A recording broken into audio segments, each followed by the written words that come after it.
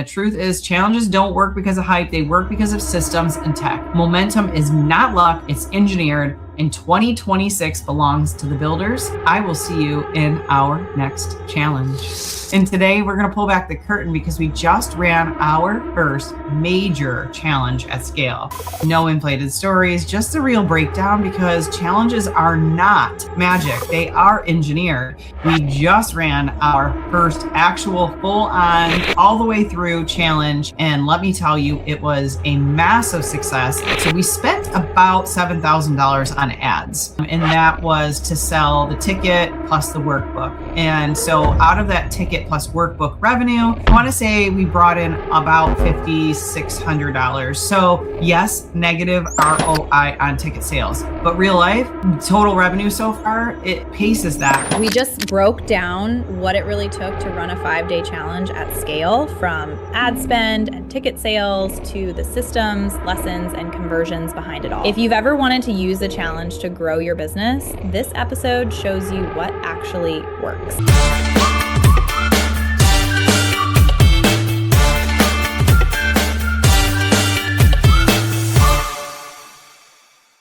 Hey there, and welcome back to The Digital Shift. I am Jessica Green, CEO and founder of the Self-Made Hub, business strategist, mentor, and unapologetic systems and strategy nerd. If you're new here, I help entrepreneurs and coaches and creators, small business owners build automated business systems that make money while they're outliving their lives. Because the truth is, I built Self-Made out of the exact frustration most of you entrepreneurs face. I was tired of duct taping tech tools, systems, chasing leads that went nowhere, and constantly trading my time for sales. So I took everything I knew from scaling multiple businesses, working with top mentorship, and building systems that run on autopilot, and created the Self-Made Hub, the all-in-one platform plus mentorship and community that helps entrepreneurs stop spinning and start scaling. Now, every week on the show, we talk about what it really takes to build a business that runs like a system, not a circus. And today we're going to pull back the curtain because we just ran our first major challenge at scale. And I want to tell you what it actually took. We love to peel things back so that you can see how to do it yourself. And it's going to be the good, the messy, the numbers, the lessons. If you ever thought, I want to run a challenge for our business someday, this episode is for you. No fluff, no inflated stories, just the real breakdown, because challenges are not magic. They are engineered. And if you listened to 2 other podcast episodes we've had, one not too long ago when we were like, hey, here's what we're going to do. This is why challenges work. We've been watching it for a while. We've seen other people and mentors in our space running challenges with massive, and I mean massive, success. And in the end of 25, we actually did a podcast episode wrapping up the year, and we talked about how we'd failed at trying to launch a challenge. Yes, we have been at this 3 times in the past and never fully launched the challenge because we just didn't have it nailed down right. And so we learned from all of that. We just ran our first actual full-on, all the way through challenge.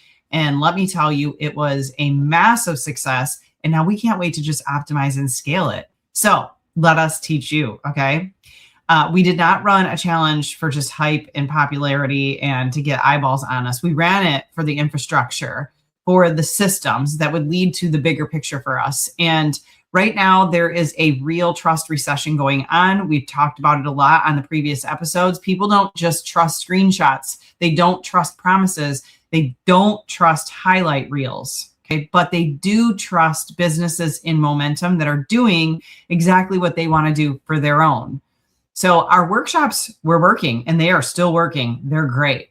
Challenges just add depth in a way into our higher ticket program more directly. Okay, so think of our workshops are free, and they get people into our first layer of business with us, the lower ticket items, because they're just coming. It's a very cold audience. They're just coming. They're learning a little bit about us, and they're not being asked to do a whole lot or make a big, giant commitment to us.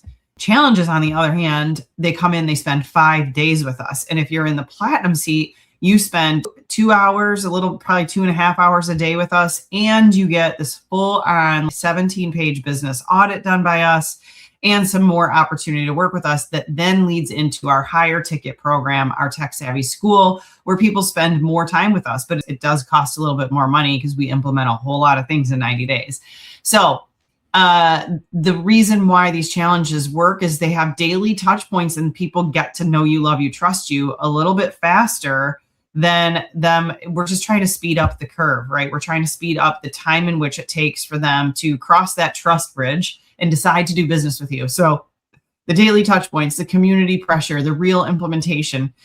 People don't just watch during this. They do a workshop. They like our workshop. We call it a workshop, and it's actually more like a webinar, but we like the title of workshop better because you do learn a lot of things that you can work into your business. Anyways, I digress.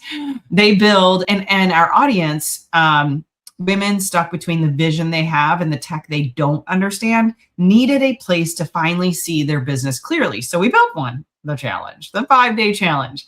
All right, so let's talk about the numbers just in full transparency before we go too much further, because data removes the drama and it helps with the decision making. So we spent about $7,000 on ads, and that was to sell the ticket plus the workbook. And so out of that ticket plus workbook revenue, I want to say we brought in about $5,600. So yes, negative ROI on ticket sales, but real life total revenue so far, it far outpaces that because at the end of the challenge, we were selling into our tech school. And so our ticket sales, it wasn't the key focus. Tech school was, right? Total revenue so far exceeds that. We had about 45 people registered and about 28 showing up live daily. Now, this was just our first one. Hey, quick pause before we continue, because if you're listening to this podcast and thinking, I love the strategy, but the tech still feels overwhelming, you're not alone. That's why Tech Savvy School exists. Tech Savvy School is where entrepreneurs learn how to actually build the systems behind a scalable business. Funnels, automations, workflows, and tools explained in plain language, step by step. No guessing, no duct taping platforms together anymore, just clarity and confidence with the tech that supports your growth. This podcast helps you think differently about your business. Tech Savvy School helps you implement what you're learning. If you're ready to stop feeling stuck on the tech side of things in your business, visit techsavvyschool.com and explore the trainings. All right, let's get back to the episode. Do you think we're going to scale that? Heck, yeah, we are. I intend on our next one we launch in April to be double those numbers. We now know exactly how to run the ads to it. We now know exactly what we need to spend. We now know exactly what the outcome is, and we know what we can budget for. So we had about 6 full-on purchases immediately and a couple more trickling in this week.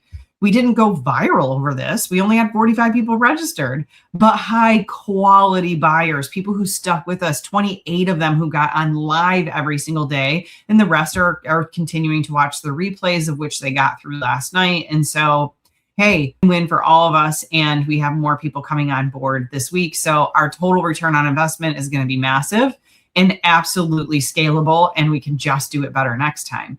So one thing that surprised us about the ticket sales is that people were buying last minute, and we shut off ads just a little bit too early. So next time we are going to start ads just a tiny bit earlier, not too much earlier. We're going to spend slow and steady and then push hard the last 72 hours and not shut them off, because urgency matters in this. And while we thought people weren't going to buy last minute because they were going to spend 5 days with us, they were buying all the way up to, and we had shut ads off, and then we regretted it because there were so many ticket sales that came in at the last minute. So that I would give as advice. What we actually taught during the challenge, every day had an outcome and homework. We taught business in the order that it actually has to be built. So we didn't just come in and have people start turning dials and pushing buttons. We helped them create a strategic plan to put in place for their tech to infuse it so that they could scale. If you go in and just start messing around and go high level, you're going to end up like everybody else that's just totally frustrated, and you lock the door and you toss away the key and you go somewhere else. You go back to the 13 apps that you're currently running, because while it's sort of broken, it's still sort of working, and you still sort of don't understand go high level. So we teach the system, the strategy, and layer on the pieces of how to after the fact. So day one, people finally saw what was really running their business, where leads were leaking, where tools overlapped, where their tech debt lived, because you can't automate chaos. Day two, we mapped out how how conversations could lead to conversions, how conversations should move from comment to DM to lead to nurture to call to client. No gaps, because most businesses don't lose sales from bad offers. They lose them from broken follow-up. Y'all have great vision. You just don't have the infrastructure to support it. Day three, revenue infrastructure, where offers, forms, payments, and all the assets belong. We take you on a cruise through GHL and make sure that you understand exactly how this is going to operate. Because if someone says money should move smoothly, yes, it should. Otherwise, you don't have a system. You have stress. Day four, we mapped out scalable delivery, onboarding, course access, automation, testimonials, because scale happens in delivery, not marketing, okay? Day five, your next 90 days. Everyone left with a real plan. We also covered customer journey because it's super valuable and important. And then we left everybody with a plan, what to build first, what to ignore, what support they would need, a clear path, no confusion, and how we could help them implement the next 90 days. We didn't leave people hanging. We're there for the long haul. So here's what went right. Clarity of teaching, one outcome per day. I'm gonna adjust it a little bit.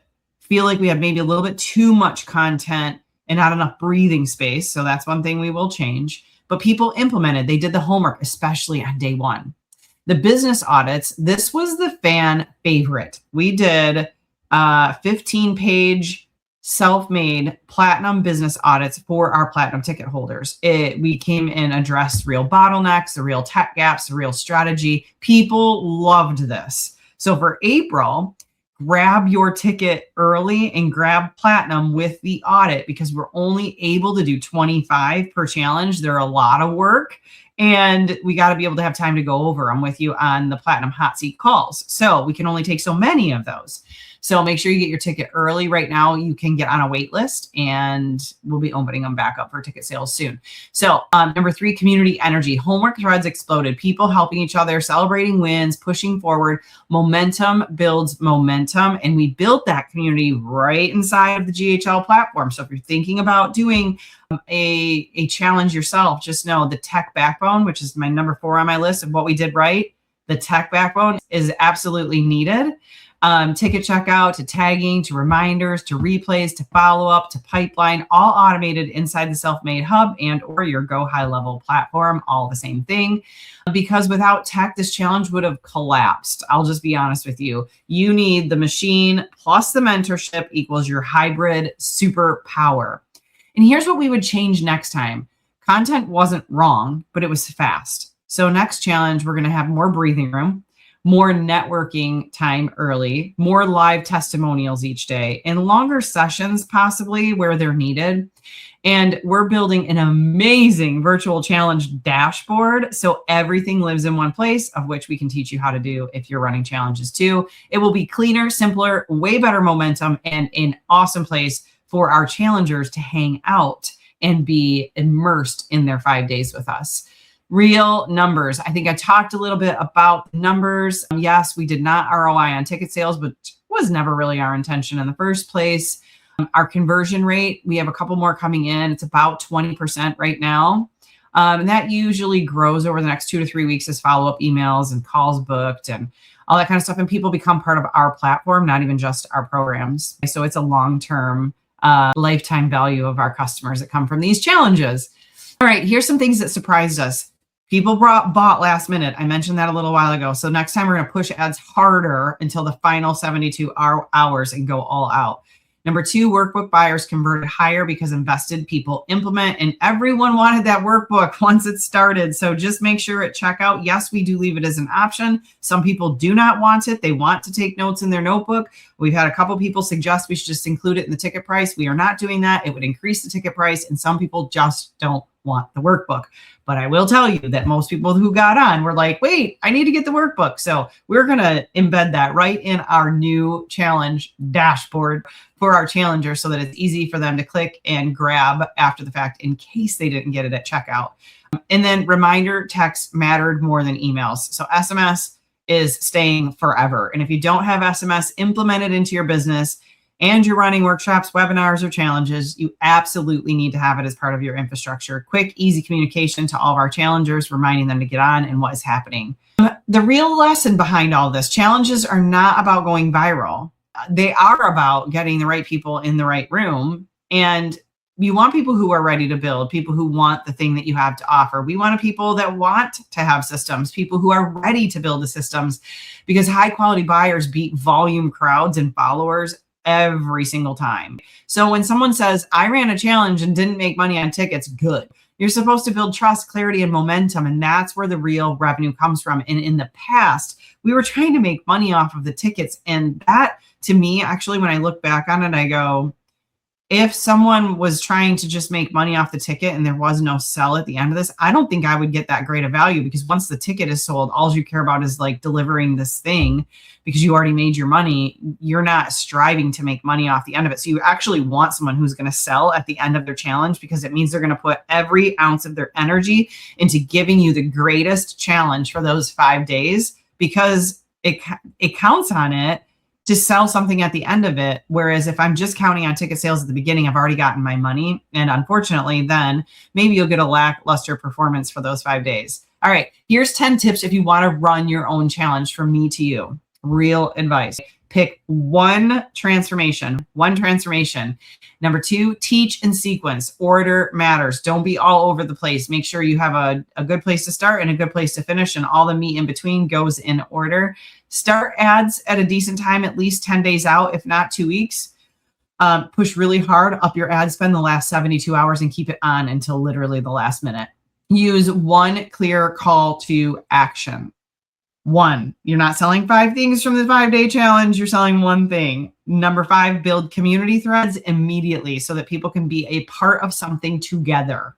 Number 6, offer VIP audits or hot seats or something like that, because those are probably your buyers. Number 7, track numbers every single day, show up rates, live rates, replay rates, all of it, so that you can double down for the next challenge that you do.